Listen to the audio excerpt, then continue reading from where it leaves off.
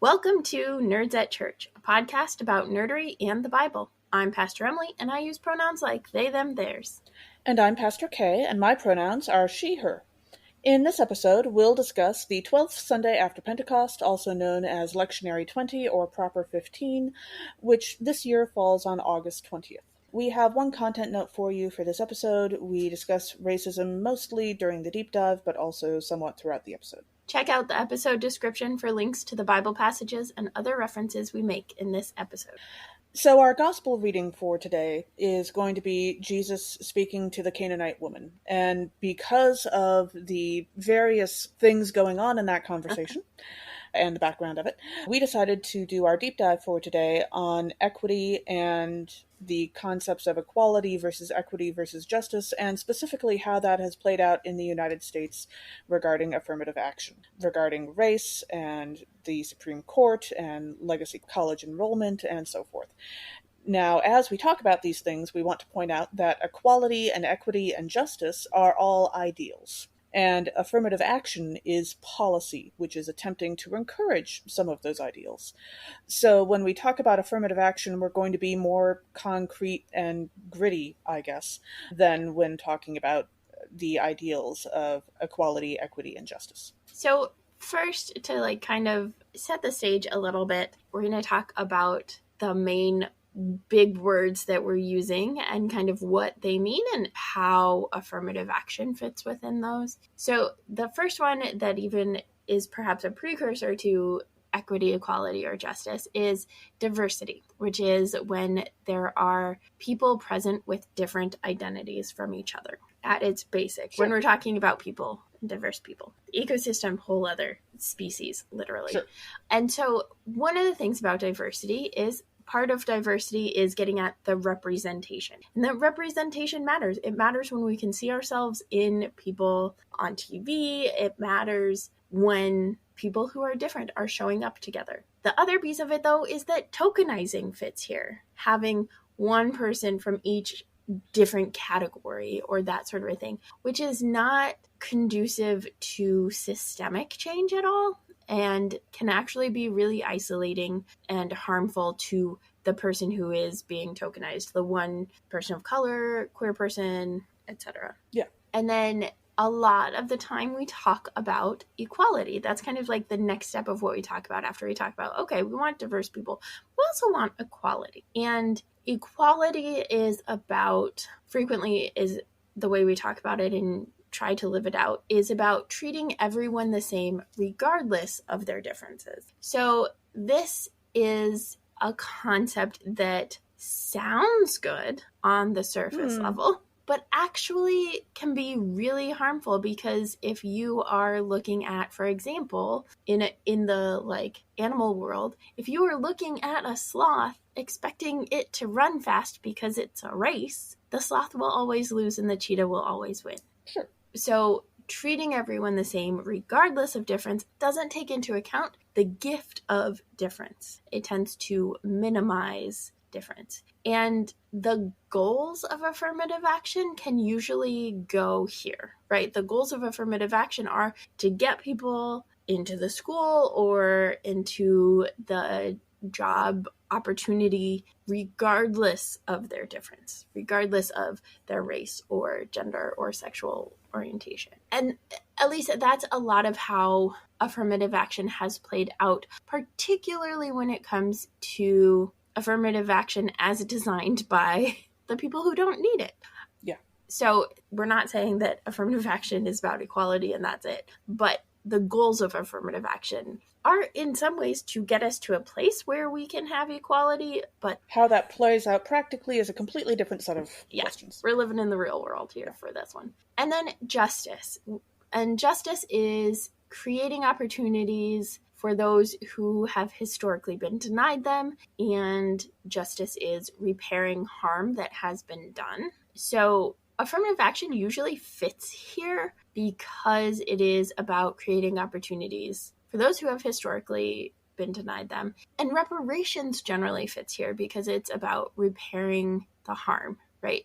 When we talk about reparations, the 40 acres and a mule is one of the things that comes up because that's what was promised at the end of the Civil War and never delivered on. And so reparations is attempting to mitigate the harm that was done, to repair the harm that was done and the injustice that was created. But in and of itself, it is not enough. Like, there is more that is needed than just reparations or even than just affirmative action. And that's kind of where we get to equity. And as Kay mentioned, all of these are ideals. Equity is a little bit more of a space of rubber hits the road in that it is an ideal and takes into account a little bit more actual reality. So equity creates situations that take into account differences and disabilities, and especially historic disadvantages, in order to give everyone the best shot at succeeding.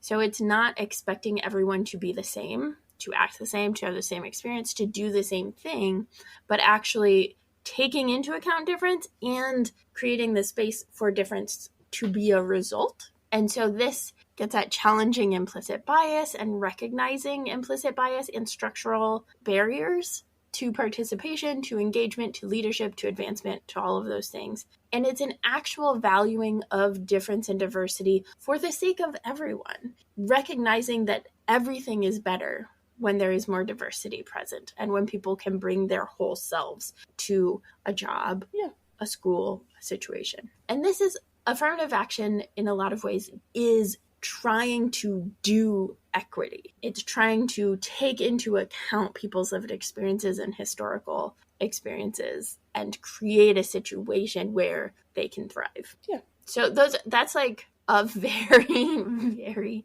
very brief way of thinking about those. And it's limited. Like, both Kay and I are white Christian pastors. So we have some limits in our understanding, but I've also done some work around this. So if you have different definitions or different ways of understanding those words, we would love to hear from you. Let us know and we'll share with folks in future episodes, because there's a lot of different perspectives on this that are important to talk to, and especially for the perspectives of folks who are Black, Indigenous people of color, because they have historically been most significantly harmed and have done the most intentional and in-depth work around this. Yeah. So when we're talking about affirmative action, a lot of people don't actually know the history, and I didn't know a lot of the history until mostly Kay did the background research for this episode. But the early affirmative action history, the first time the term affirmative action appeared was in the National Labor Relations Act. So it was connected to labor. That act is also known as the Wagner Act in 1935. So it was Senator Robert F. Wagner of New York was the one who was like really championing it, along with President Roosevelt's goal to provide economic security to workers and other income groups. And at this time, it was fairly common for employers to blacklist or fire employees who were associated with unions. It's one of the tactics in union busting, which Starbucks has actually been doing, even though it's now illegal. So, and a bunch of other companies. Yes, a bunch of other. Starbucks is the one making headlines.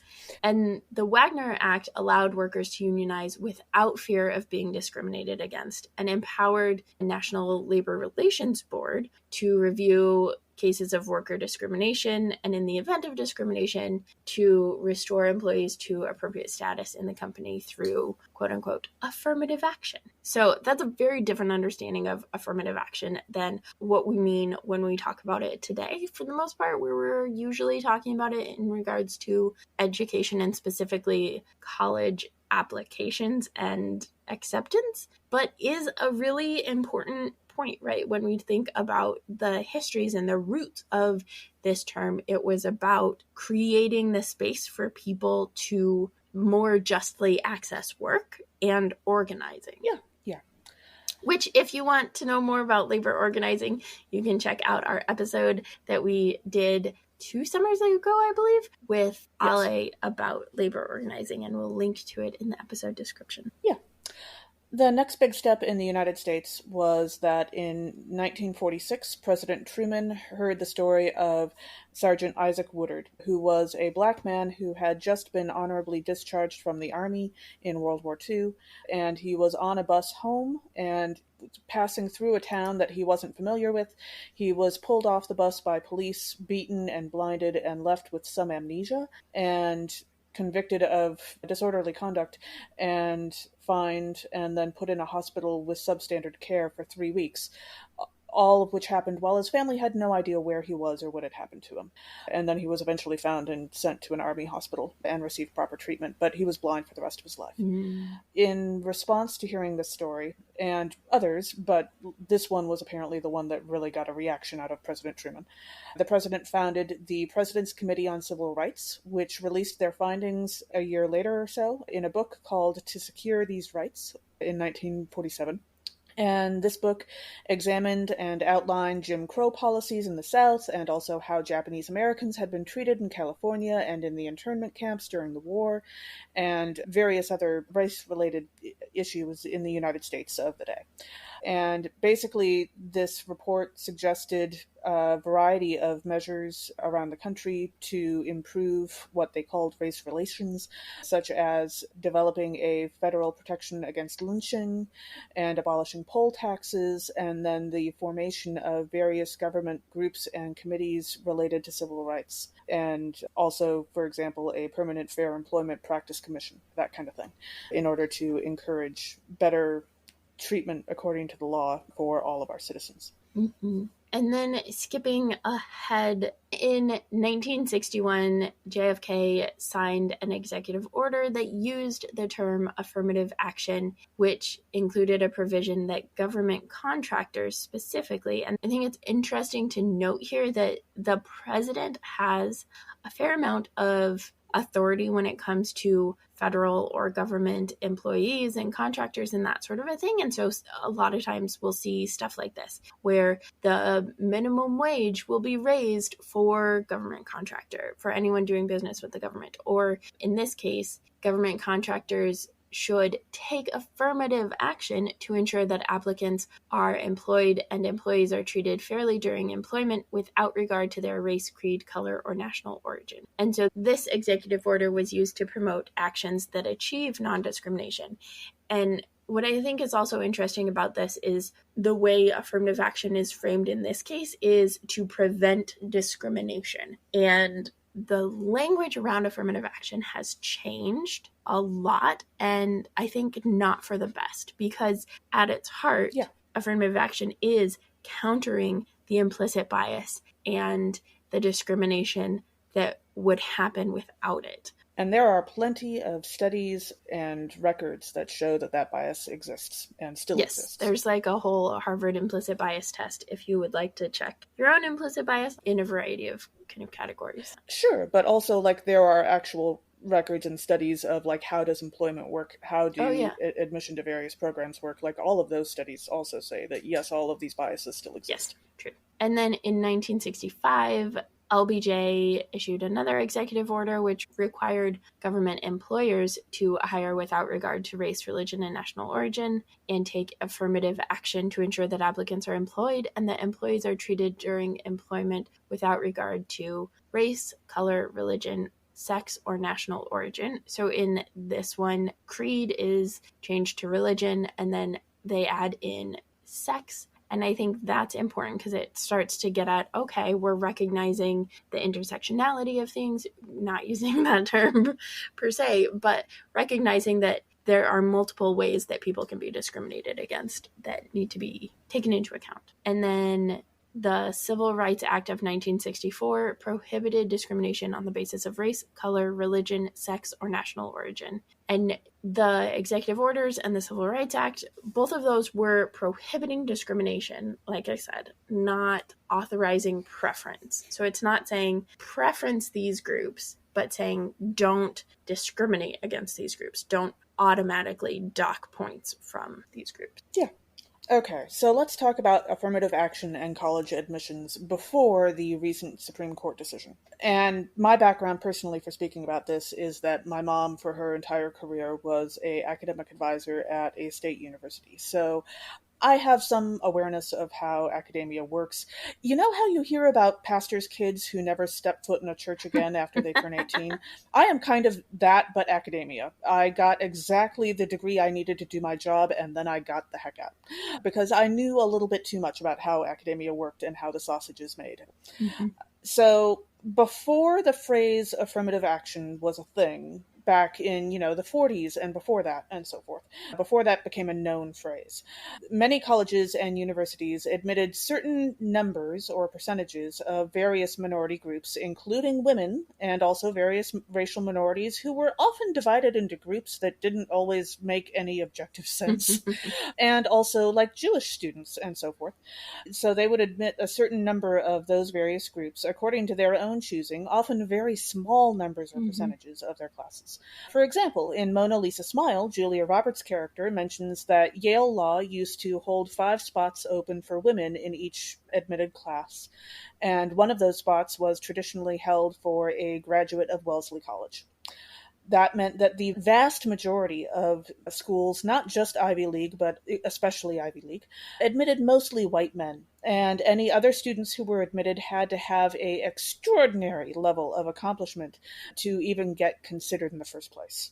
I recently read the graphic novel Becoming RBG about Ruth Bader Ginsburg and her journey, and it talks some about her process of law school and getting into law school and all of that too, right along with this of like having to be and do better than everybody and all of that stuff. So yeah, just as another like resource and example. Sure, absolutely.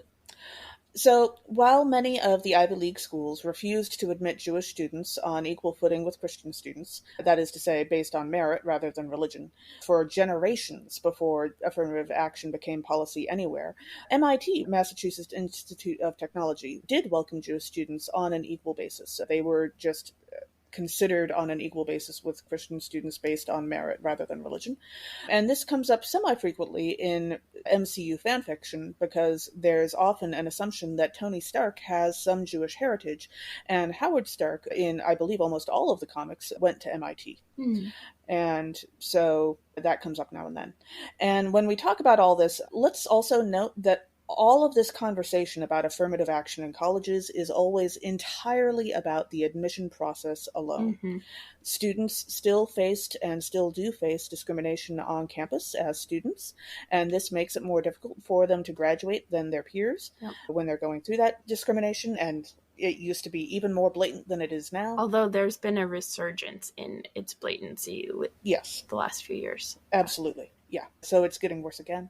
And also, admission has never just been about test scores and GPA numbers, because it really can't be. You also include things like interviews and essays and letters of recommendation and extracurricular activities and so forth. When my mom considered students to admit, and she was not like the final decision on anybody as far as I know, those decisions were always made with a group of people. She said that one quality that she looked for in students was who focused on what they had accomplished and what they wanted to accomplish. Students with specific and concrete goals and plans, because that spoke to a student who knew what they were going for and had a plan. And you're more likely to graduate if you have a plan and you know where you're going, at least with some sense of direction. Also, most colleges and universities have always had an easier admission policy for the children of previous graduates. This is often called legacy admission, and they treat those students a little more gently than other students in terms of the admission process in various ways, which has meant that earlier racist policies, even though they're no longer actively in effect, they continue to echo through current admission policies because the legacy students tend to be white and from upper class backgrounds because their parents could go to college. And we'll get into this a little bit more later also, because that is called affirmative action in the way that we understand it today. Yeah, sort of. The whole point of affirmative action is to be working against that kind of thing, but it is a different type of affirmative action.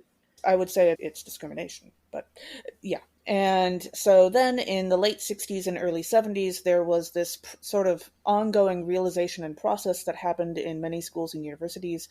They started noticing that major tests like the SAT and the ACT, and also like graduate level tests like the MCAT or the LSAT, these often did not accurately represent the abilities of students who were not white. And so many schools started to weight those test scores as they considered future students. For minority students, they would weight those scores less than, say, their grades or their essays, because they wanted students who would perform better in their classes overall, and they realized that these test scores were not actually going to mean as much for these particular students as they would for other students. Which is interesting because in like different respects, there are a lot of those like standardized tests that actually were created specifically to make it harder for people to achieve things. So if you think about the bar exam was not always required for lawyers. It was required to keep particularly people of color, especially men of color at the time, from becoming lawyers. Yeah. So like that was their purpose. Yeah. And some of the people making these decisions realized that or knew that already. Mm-hmm. And having looked into this some and having heard about it from people who, worked in these kind of jobs, as far as I can tell, there have never been any laws requiring schools to admit more minority students than they would otherwise, aside from very broad general requirements like the Civil Rights Act and the Equal Protection Clause of the 14th Amendment in the Constitution.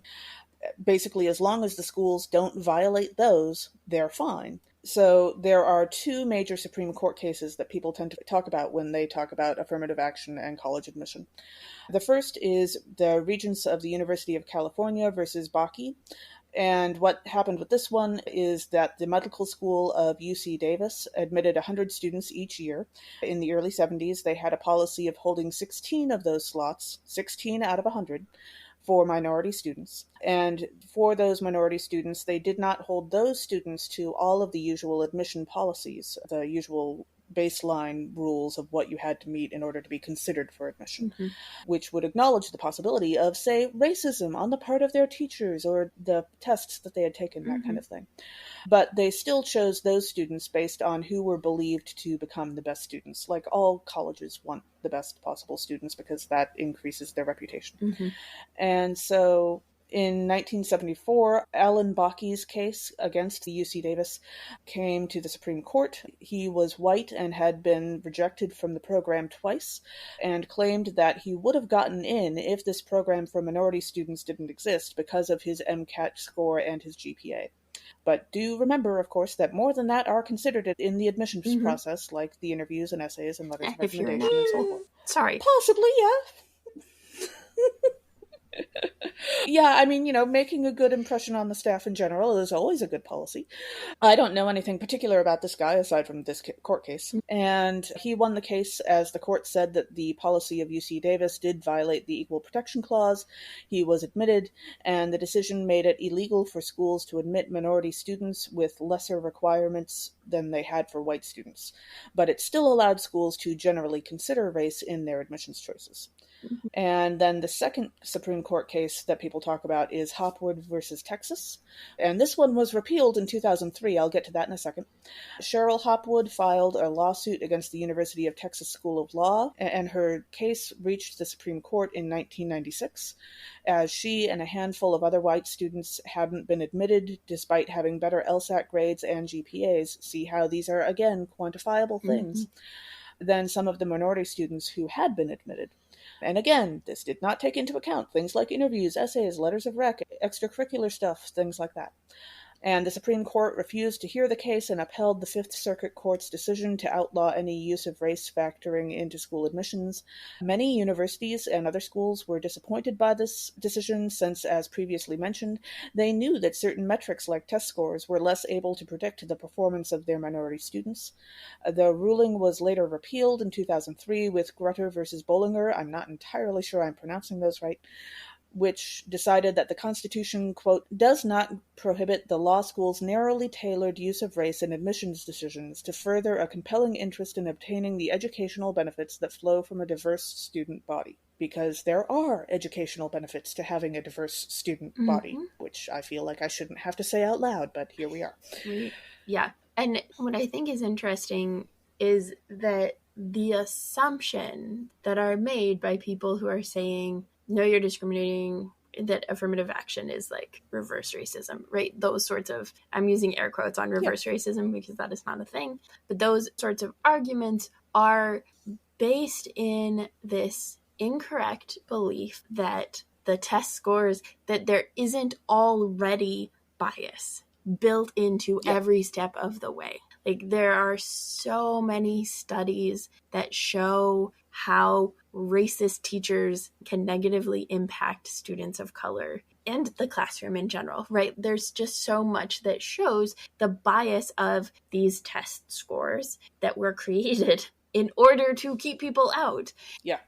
That it's baffling to me when people talk about affirmative action with this stuff, that I'm like, I don't think you understand everything. I mean, most people don't, but yeah. Also true. So then we get to the recent Supreme Court decision at the end of June of this year, 2023, which was based off of two cases, Students for Fair Admission versus Harvard and Students for Fair Admission versus University of North Carolina, which struck down affirmative action based on race, but not on the alumni status of parents or money or those sorts of things. So the decision makes it so that race cannot be used to decide admissions at the college level. And something that I think is really important to know, because when this first came out, there was a lot of pushback against Asian American students. They didn't bring this. Students for Fair Admission is not an organization created by students. Students for Fair Admission is an organization founded in 2014 by the super conservative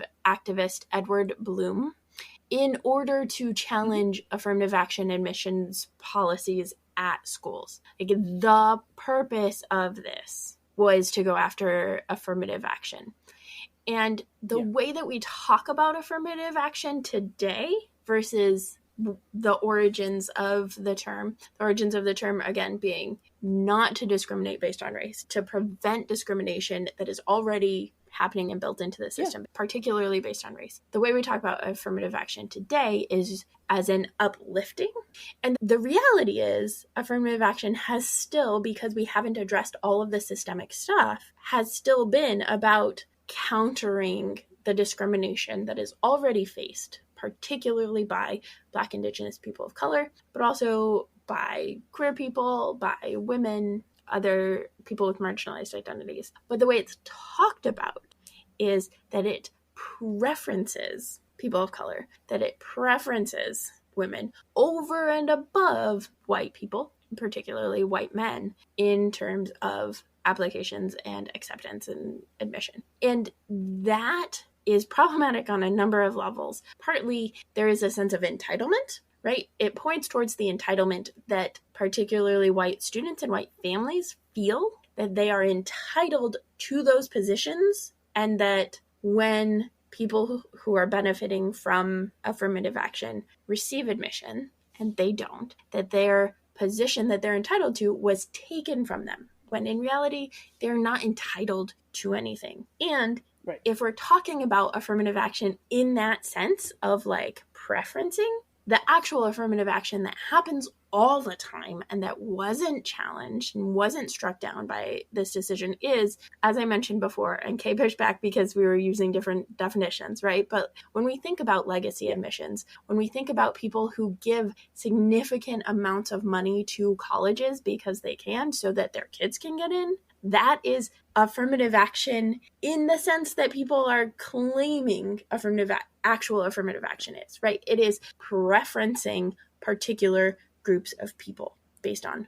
Yeah, whereas I would say it's not affirmative action because the whole point of affirmative action is supposed to get rid of racism, and this is, enacting racism. Yeah, so it's not actually the thing, but the way that the Students for Fair Admissions court cases were framed and decided was specific about affirmative action with regards to race. And so that's the space where, like, it doesn't say you can't take into account parental alumni status. You can't take into account these things that have nothing to do with the student's actual ability to be a good college student and a good member of the student body, right? And so it's just saying race is the one thing that we have decided is not, which actually can have a positive impact on student body, right? But like the amount of money your parents give to the college or the fact that your parents went there doesn't actually make you a better student. And so when we're talking about affirmative action, like that's the thing, is like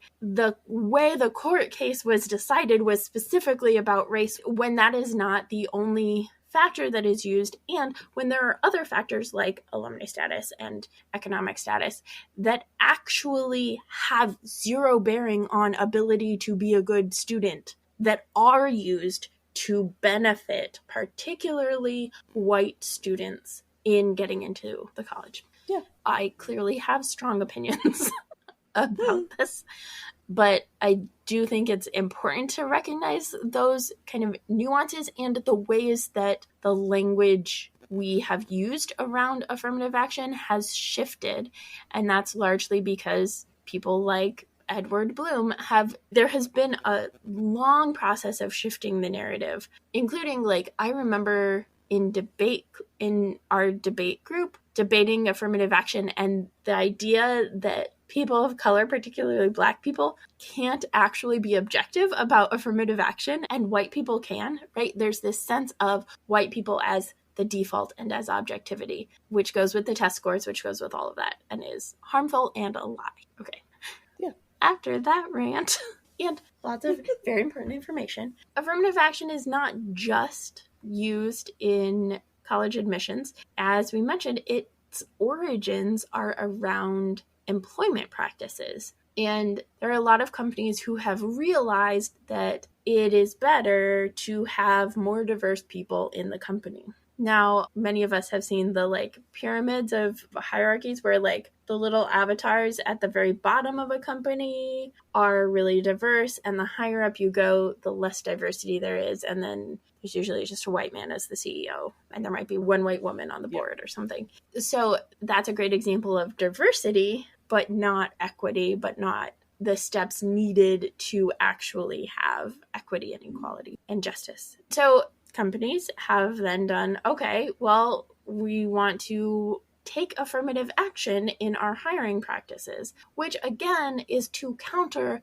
the implicit bias and the built-in barriers that particularly Black, Indigenous, people of color face, and also gender minorities face, sexual minorities, people with disabilities, all of those, right? And so the like most basic version of affirmative action is we want to make sure we have at least one candidate or at least X number of candidates in the final slate of candidates for this position who is a person of color, that sort of a thing. And the problem with that is that if you have one person of color and the rest are white, then that person is almost guaranteed not to get the job. Their chances of getting the job are less than the rest of the group. If you have more than one person, their chances increase because there's less of a like tokenizing factor because there's... At least we considered one. Yeah. Right? Like, and there's so often that, and I know that like I as a queer person in the church have experienced this, right? Where you get to be the final slate, right? One of the final candidates, and the default almost always goes to picking the cishet white person, right?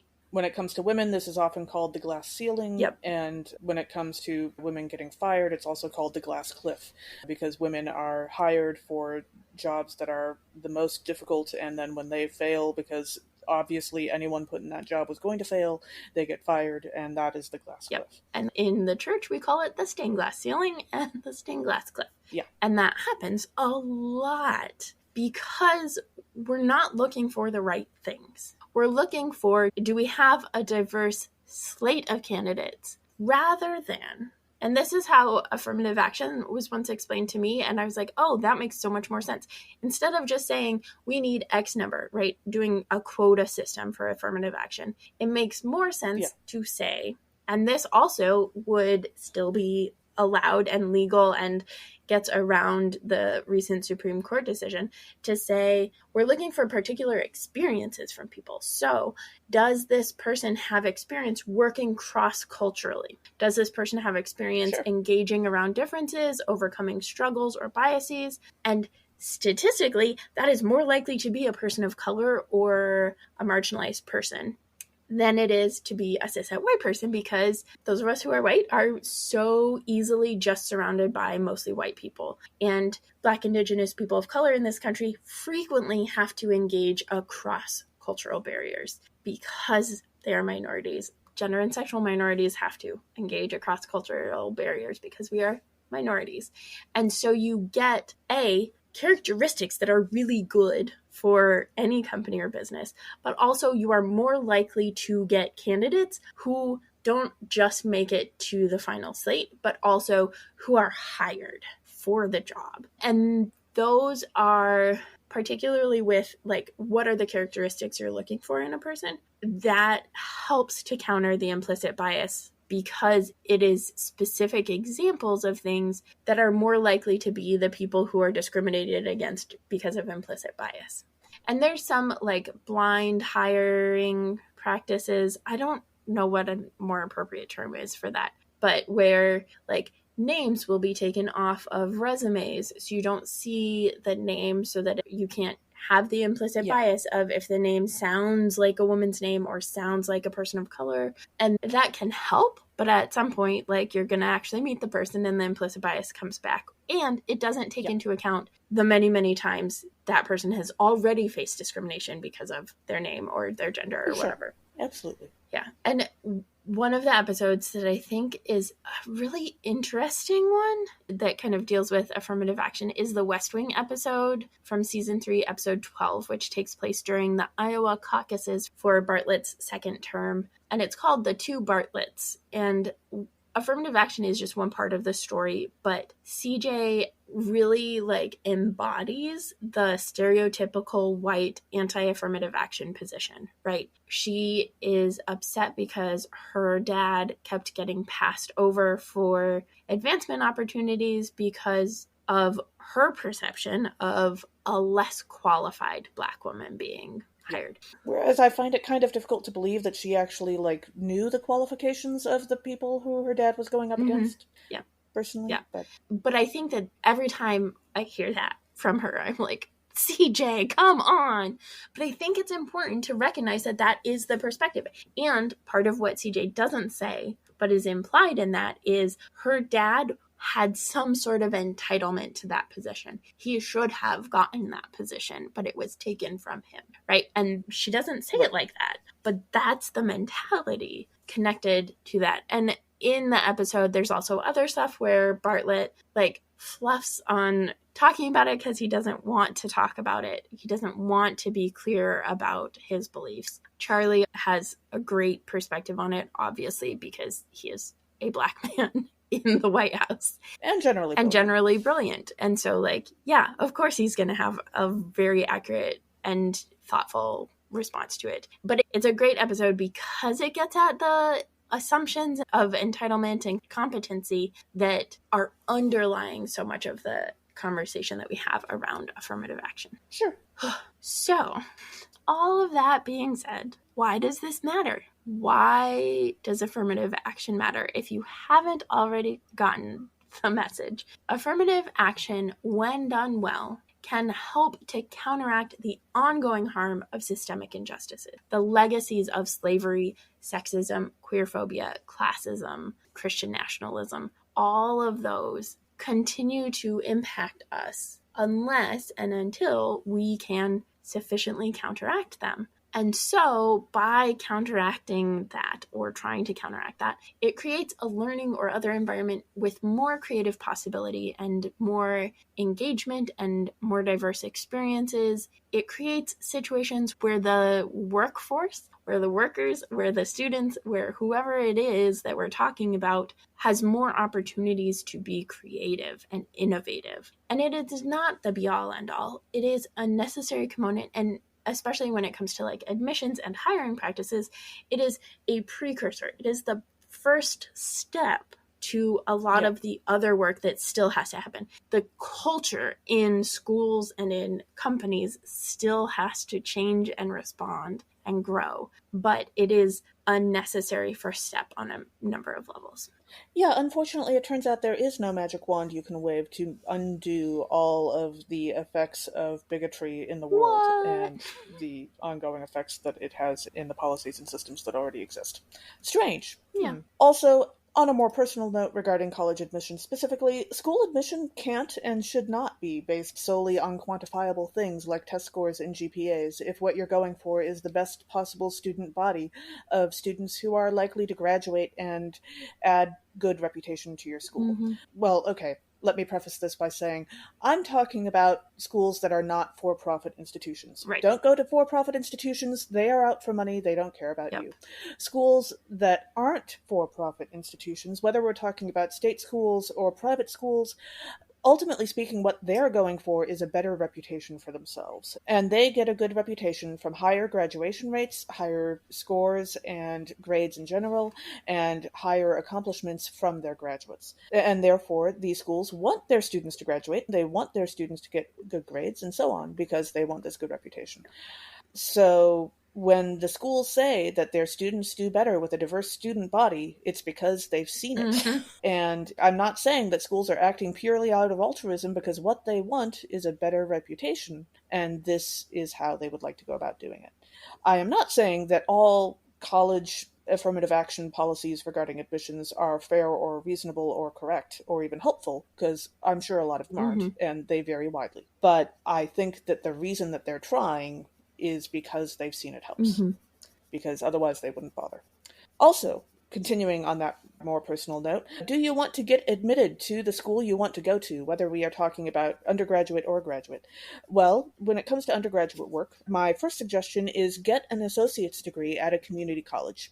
You will save money, you will prove to the four-year school that you want to go to that you can do the work and you are committed to finishing your degree. Four-year colleges love community college graduates because they can see that you are already doing the work, and the effort of transferring shows that you are committed. Also, there are usually policies that if you get an actual associate's degree, rather than just doing 2 years in general at a community college and then transferring without the degree, usually if you have the degree, you will get better credit for the work that you did, and also more of your general education requirements will be out of the way. So you do want to go for a degree, rather than just going and taking some classes. Also, you want to have a plan for what degree, or at least what kind of degree, like what area are you going for what you want to get and why, and you want to focus on what you have accomplished and what you want to accomplish. Schools are looking for students who are focused on their studies and have a goal that they're working toward, because that's always a good sign in terms of how likely you are to graduate. Also, and this is really on a personal note because this was one of my mom's endless pet peeves, walking into a meeting with your academic advisor and saying that I want to be a doctor so I can be rich is not really the kind of goal I'm talking about. Like, I get it, but also, no, not exactly what we're talking about. They hear that all the time. Yes, I want to be a doctor so I can be rich. Or, sometimes it's I want to go into finance so I can be rich. I want to do so-and-so because I want to be rich. And then immediately afterwards, you find out that whatever the necessary skills are for that job, or whatever, areas of education you need to focus on, those are the subjects that the student isn't good at. Students will walk in and say, I want to be a doctor so I can be rich, and they suck at biology and chemistry, or at least they did in high school. Fascinating. That kind of thing. It never would have occurred to me, even if I did want to do something to be rich, I never would have told somebody that. I would have made up a different reason. Oh, sure. Well, I mean, a lot of people go to college specifically because they're looking for financial stability, which makes sense to me. But also, a lot of people coming... Well, it varies, yeah.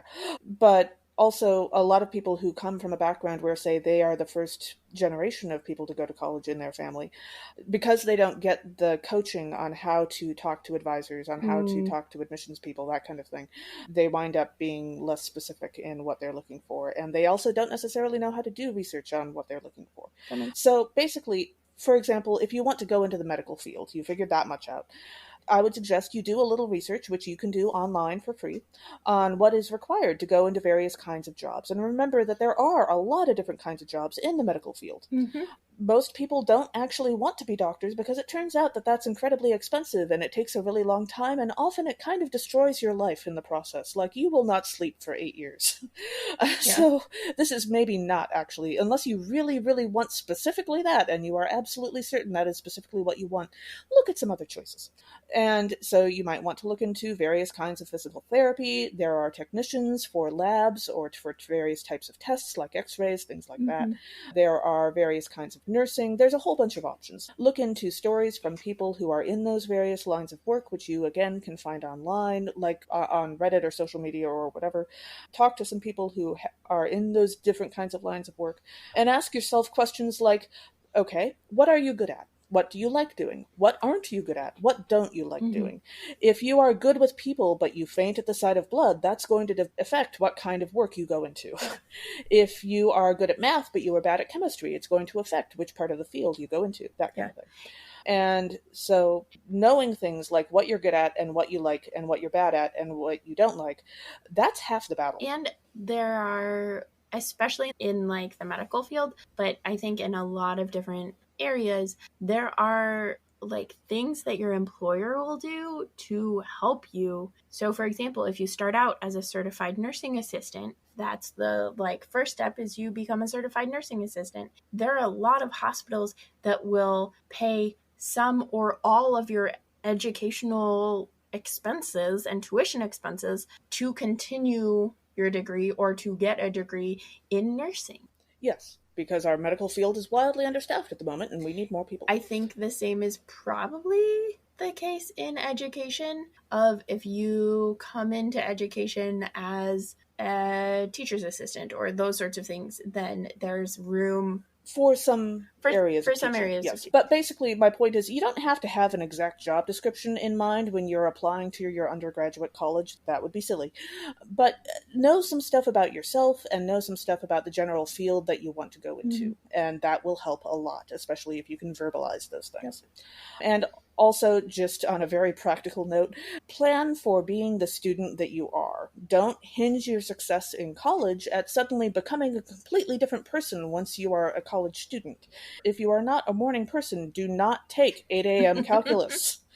You will do yourself no favors. And also, people do that to themselves way more often than you'd think. I believe that. Also, if you think you might have a learning disability, if you think you might be ADHD or dyslexic, check into that and figure that out, because you are entitled to accommodations. I think it's every college that accepts federal funding, which is basically every college. Yeah. But especially the ones who are not-for-profit, because you don't want to go to the for-profit places. We're not going to those anyway. Have learning centers that can help you. They have stuff to specifically give you the accommodations that you need in order to succeed in classes. Yes. So if you're ever going to get tested, you want to do it in college because they can probably help you with that. Or before that college. Said, I'm not entirely sure how, like, Florida has recently completely destroyed the DEI offices of their educational system, and so I'm not sure if they still have those offices. I think destroying the DEI offices, that's not going to be the same as medical the learning centers stuff. And stuff to specifically support students with disabilities. So definitely take advantage of that. Again, with affirmative action, it's not that you are trying to take advantage or get something that other people haven't. They are there to help mitigate, equalize your experience. Yeah. Make it so that you're on the same playing field rather than being at a disadvantage. And we're not saying that you have to get all of this figured out before you start the college admissions process. We're saying that once you're at college, you can get a lot of help there. Yes. Like, if you can figure it out beforehand, hey, that's great, but not everybody has those resources. But definitely it's worth it to figure that out, because otherwise it's so hard. Yeah.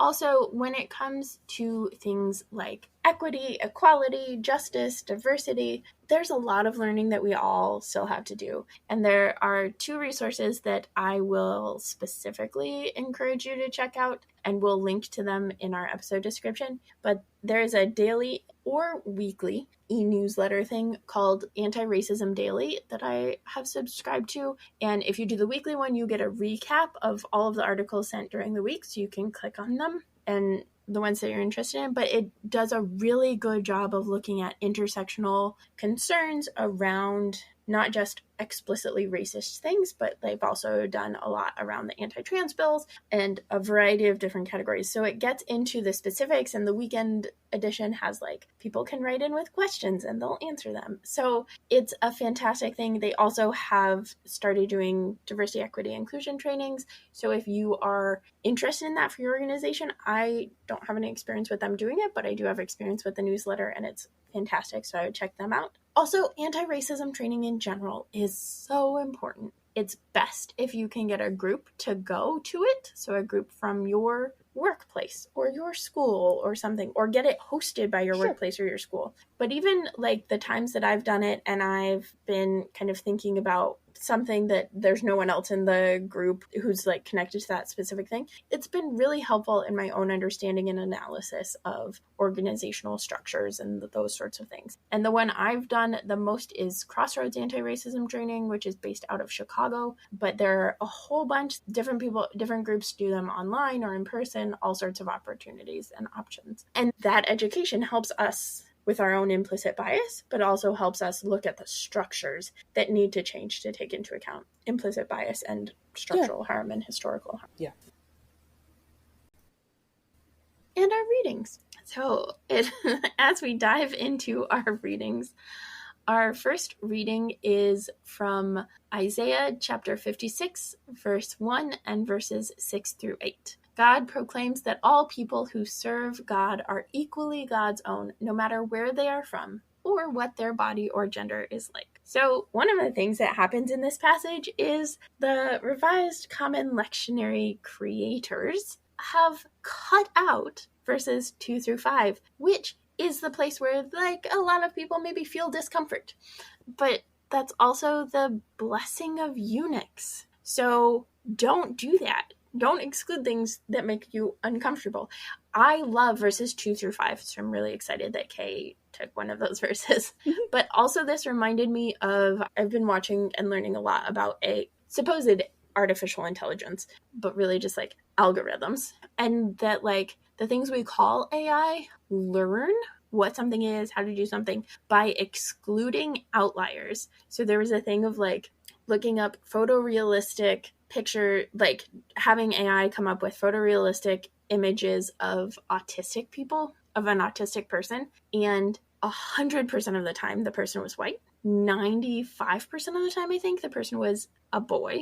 90% of the time it was a child, like a child, not just a boy/man. Sure. So there's actually like a lot of evidence that is now like coming out as we're studying things that AI actually amplifies bias instead of pushing against it or not having a bias. And I think about that for this passage from Isaiah, that like when we leave out the things that make us uncomfortable, that maybe are outliers, we miss out, right? This reading would be so much richer if it included the eunuch's blessing. So if you are the preacher for the day, please consider including this particular passage in its full in your reading, or at least talking about it in your preaching. And we've done an episode on eunuchs and gender, and we'll link to that in the episode description.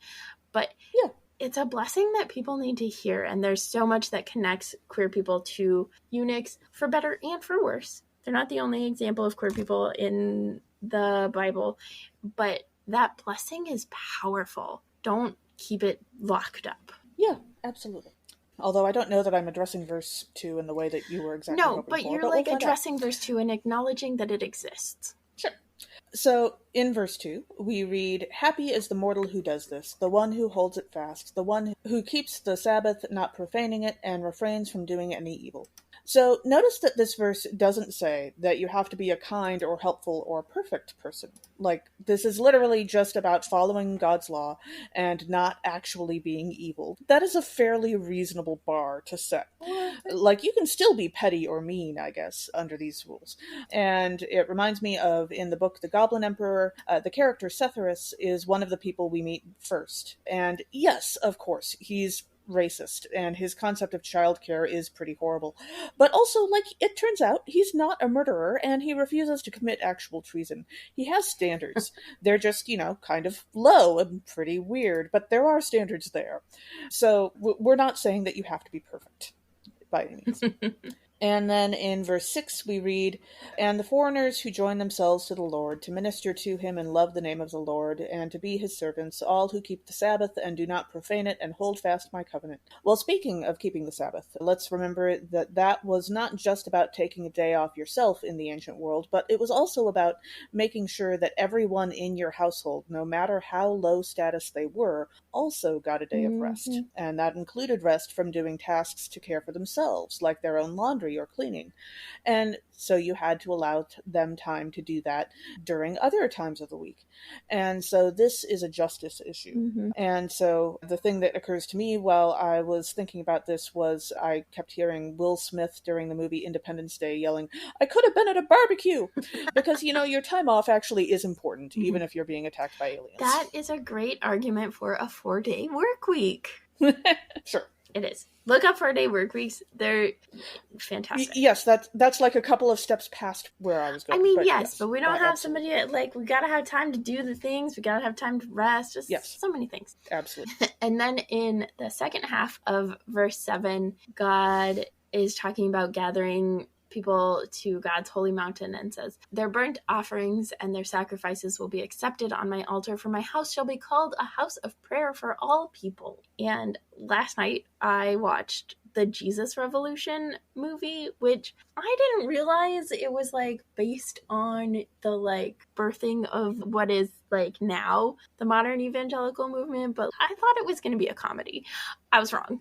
It seems a little bit like propaganda for the evangelical movement, but one of the things that was really cool about it is the ways it depicted the revitalization of congregations that were at the point of very few people were coming, all of that stuff, into a house of prayer for all peoples, particularly including hippies. And there's just this beautiful, blossoming group of hippies that start coming to worship, and it's a really great image for this. Sure. And then in verse 8, we read, "Thus says the everlasting God, who gathers the outcasts of Israel. I will gather others to them besides those already gathered." And this reminded me of Star Wars Rebels, which I am currently watching for another podcast that is currently paused because of the writer's strike and the SAG-AFTRA strike. So yay unions and striking workers, support them, yay labor. But in the recent episode in season 3, Senator Mon Mothma has finally hit the point where she's like, "This is not working.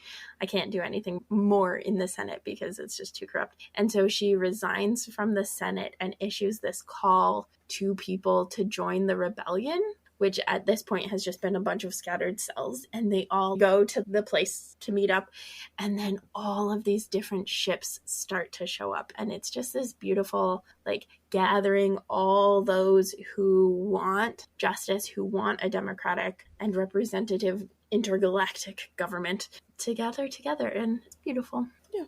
Our second reading for this episode is from Romans chapter 11, verses 1 through 2a and 29 through 32. Paul explains in his letter to the Romans that God has not rejected anyone, but will show mercy to all. So, a theme common for the last couple of weeks of Romans is God remains with the Jewish people. We're going to say this pretty much every time it comes up because anti-Semitism is bad. God is still with the Jewish people. That covenant has not been broken. Christians don't replace it. Thus, Jewish people and God still super tight. Kind of like the way vibranium remains with the people of Wakanda, even as they share the technology and their own advancements, but throughout, from Black Panther, even into the second Black Panther movie, Wakanda remains the people with the vibranium. Jewish people remain the people with God. Not that God is vibranium, but you know what I mean, right? Yeah. I get where you're going. I might have gone with the heart flower. Oh, yeah. That's what I mean. The heart flower remains with the people of Wakanda. Thanks. Okay, so as we jump into the verses, in verse 1, we read, "I ask then, has God rejected his people? By no means. I myself am an Israelite, a descendant of Abraham, a member of the tribe of Benjamin."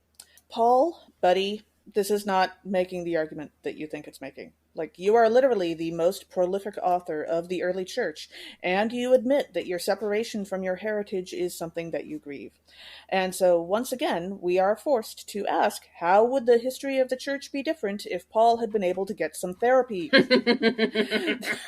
There is literally a meme for this. Men will literally travel continents and write thousands of words to churches all over instead of going to therapy. Not that therapy was technically, an option back then, but just, Paul, you have some issues with your identity and your social connections, and you should really try to sort some of those out. Wow. And then in verse 2a, we read, God has not rejected God's people whom God foreknew.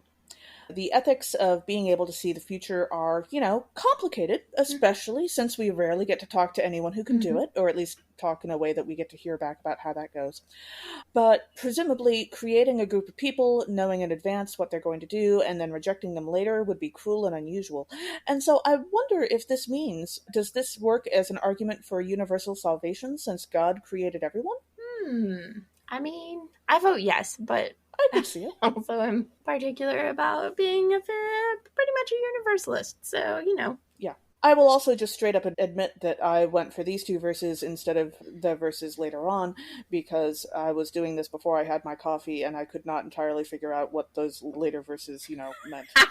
So, I was not able to get there from here. So that's fantastic. Well, I looked at verse 30 and 31 and just said, you know what, no.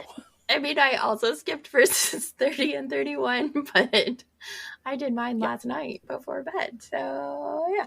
Mm-hmm. In verse 29, we read, "For the gifts and the calling of God are irrevocable." And I love that particular thing. And one of my friends who's a Jewish rabbi talked about, at one point, we were talking about conversion to Judaism, and the tradition is that you have to ask 3 times to become Jewish. And he talked about discouraging conversion to Judaism because it is committing forever to a covenant and to expectations. So there is a conversion in a religious sense and in a faith sense to become part of a community. But also once you are Jewish forever, even if you convert to another religion, because Judaism is not just a religion, but also an ethnicity. There is a different sense of what it means to convert to Judaism and to then be Jewish. And so this, the gifts and calling of God are irrevocable. That,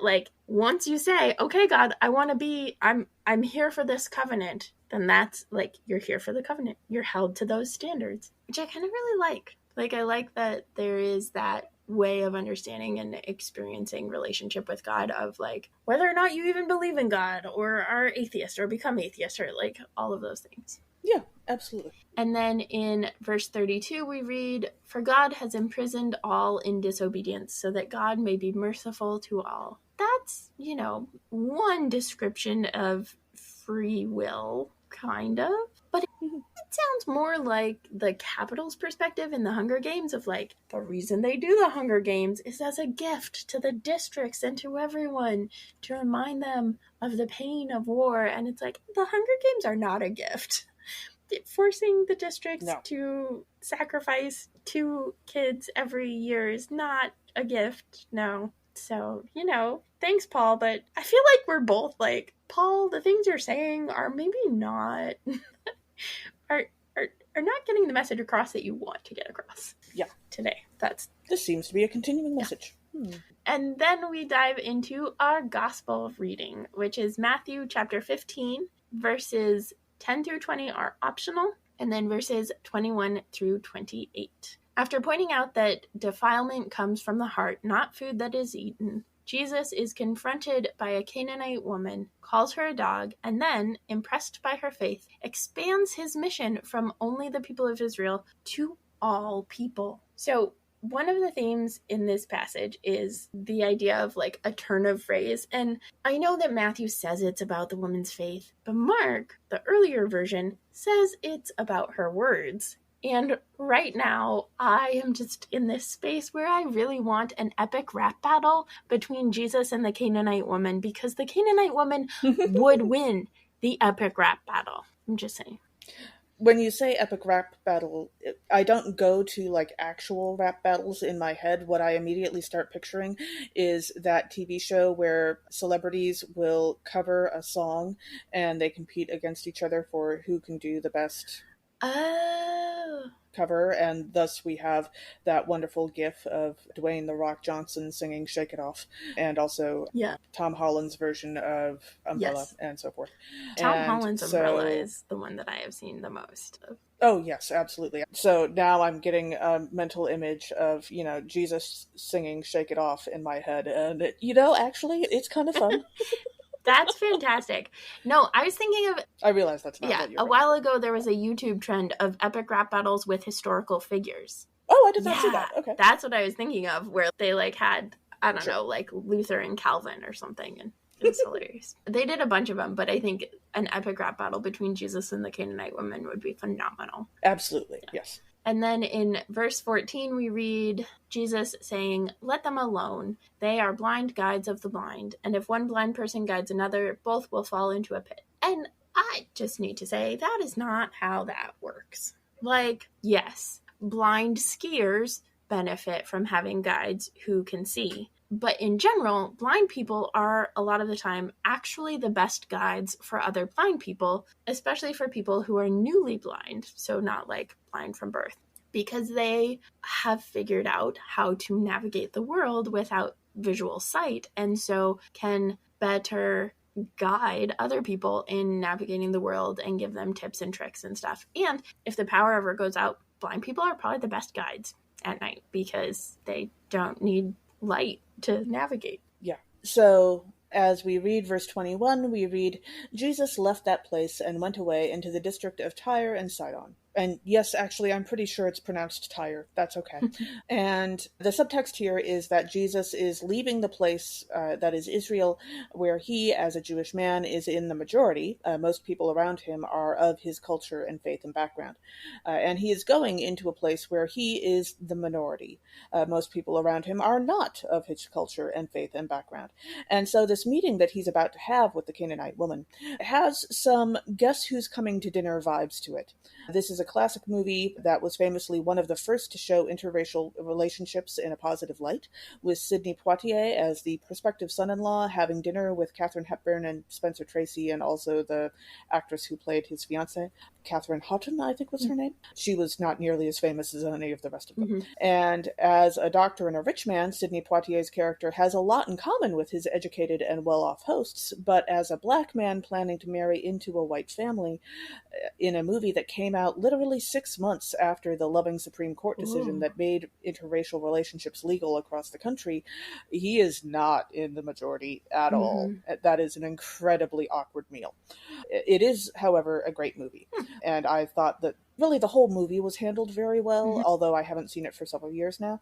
The one part that I genuinely had trouble watching was that later on in the movie, you do have a scene that portrays Spencer Tracy's character beginning the process of cognitive decline, and that was just hard to watch as someone who has gone through Alzheimer's repeatedly in my family.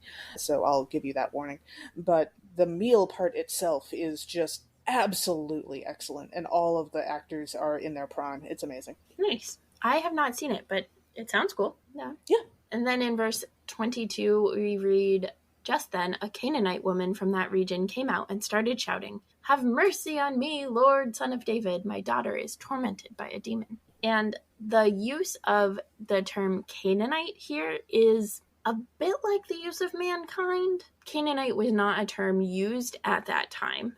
Syrophoenician is the term used in Mark, and that's the term that was more common in that time. But it is intended to evoke a thing. It is intended, in this case, Canaanite, is intended to evoke the memory of the Canaanite people who were wiped out, or at least attempted to be wiped out, by the Israelites when they entered the Promised Land. So, there's a thing that's meant to be evoked, but that's not actually the term that we use or could or should use today. Kind of like mankind evokes a thing, but you can use things like humankind or humanity to actually encompass everybody, and you don't need to keep using that archaic word just to sound fancy and sci-fi. Yeah. I have opinions. And then in verse 24, we read, Jesus answered, I was sent only to the lost sheep of the house of Israel. And I realize that I have said that other Bible verses make me think of this too in the past on this podcast. But this is yet another one of those examples where I hear Han Solo in the back of my head yelling, it's not my fault! Like, you can still do something about this, Han. That is, in fact, the point of this entire story. Exactly. Also, if you want more about this passage, we will link to our episode on biblical cussing because, in fact, when Jesus calls this woman a dog, it's cussing. It means what you think it means. Yeah. And we recorded that episode for the Mark version of this story, so I think that'll also be a helpful thing for anybody who's like looking at comparing them, but just in general about biblical cussing and how it comes up and that sort of thing. Check it out. Yeah. And now for our diverse most affirmative segment. Okay.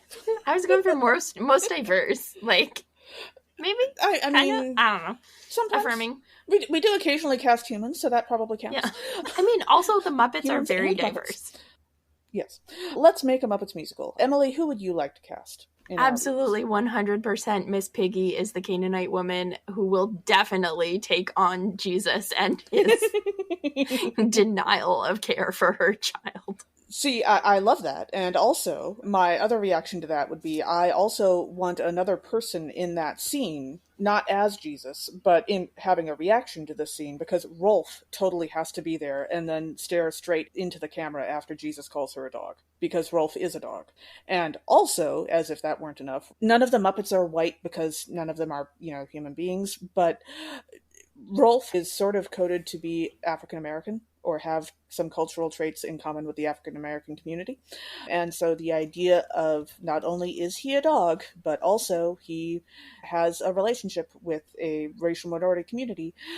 Yeah, his reaction to that scene would be pretty fantastic. Maybe he's the one, playing the musical background on his piano to the scene. And then Jesus says that and the music just stops suddenly, or like he clinks a weird chord and then stares straight into the camera. And then the scene continues horribly awkwardly.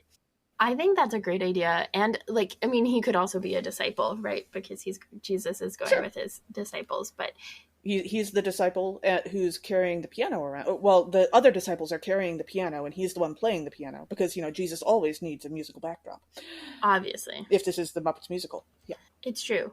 Okay, but then who is Jesus? Like, is that the token that's a good human? Question. Possibly.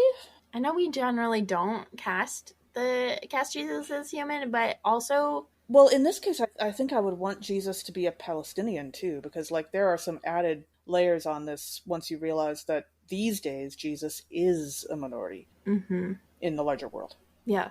And there's also, And he was then, too. An economic clash, because this woman probably had more money than Jesus, because Jesus, wanders around homeless. Itinerant. There we go.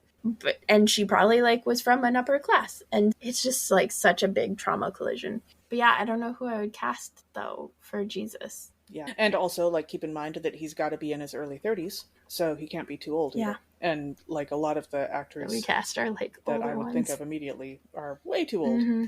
Yeah. Because I was immediately thinking of Rami Malek, or I can never remember his last name, the actor who played Julian Bashir in Deep Space Nine. But I guess we'll have to leave it up to our listeners to tell us who they would cast. Who would you cast as Jesus? Yeah, let us know. Thanks for joining us. Catch us next time when we'll discuss nerdery connections to the scripture readings for the 13th Sunday after Pentecost with our special guest, Bishop Brenda Boss. Yay! This podcast has been produced by us, Emily Ewing and Kay Rohloff. For more fun, check us out on Twitter and Facebook at Nerds at Church, or contact us at nerdsatchurch@gmail.com. Also, if you like what you've heard, rate us or leave us a review on Apple Podcasts, Facebook, or wherever you catch your podcasts. If you want access to our uncut guest episodes and interviews, live Q&As, and more, support us on Patreon at patreon.com/nerdsatchurch. It's cheaper than taking expensive tests like the SAT or ACT and then applying to colleges. Indeed it is. Also, let us know on Facebook or Twitter who you would cast for Let's Make a Muppets musical for this episode. As the ancient Christians said, Pax Vobiscum.